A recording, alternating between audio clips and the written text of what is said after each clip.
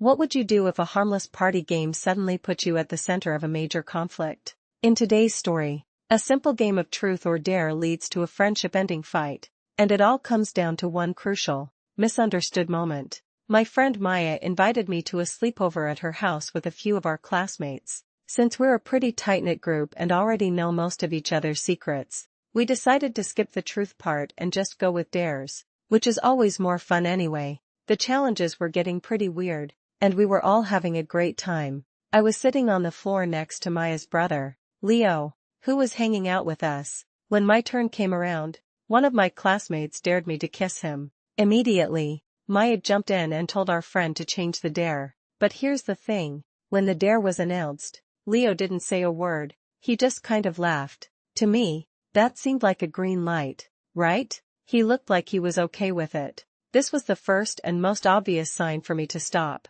A clear warning from someone who knew her own brother best. But, caught up in the game and my own confidence, I failed to see it. So, I leaned in and kissed him. The reaction was not what I expected. He pulled back instantly and said, "What the hell are you doing?" Looking completely and utterly grossed out. I was honestly taken aback and a bit offended.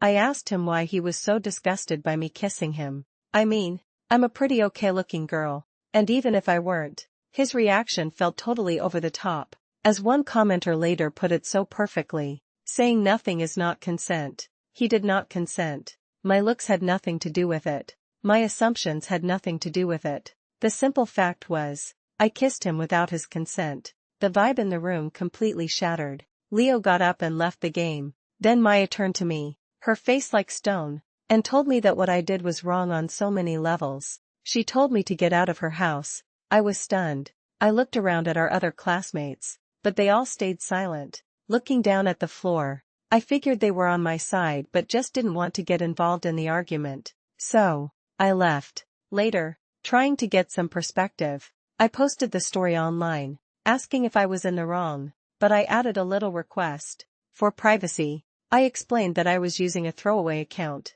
but if the post got popular, Maya might see it. So, I asked that if people thought I was the asshole, or YTA, they would send me a direct message instead of commenting publicly. I promised I would accept the judgment. I just didn't want to deal with the humiliation if my friend saw a thread full of people calling me out. This reveals my greatest fatal flaw, my self-centeredness. I was so focused on my own feelings of potential embarrassment that I couldn't fully comprehend the violation I had just committed against Leo. Of course, the internet doesn't really do private callouts. The post started climbing the ranks, and the public YTA comments flooded in. I even messaged the moderators for help, but they basically told me to deal with it. One commenter, in particular, laid it all out. They pointed out the most obvious thing that I had missed in the moment. It's more than a little bit obvious that when his sister said change the dare, that she knew damn well he wasn't gonna like it. The fact you still did it after that is gross.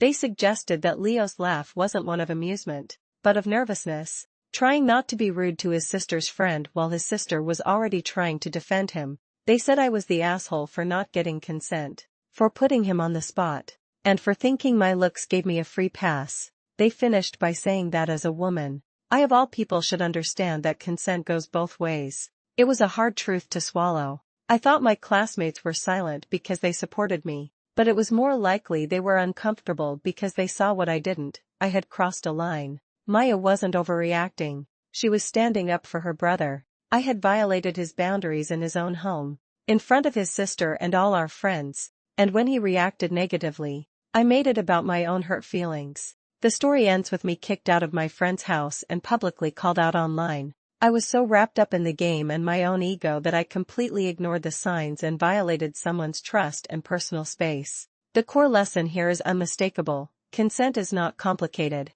It needs to be a clear and enthusiastic yes. Silence, a nervous laugh, or the absence of a no is not consent. It's a fundamental rule of respect that applies to everyone, in every situation. So, I'll leave you with this question. Have you ever been in a situation where the lines of consent got blurry during a game or social event? And how did you handle it?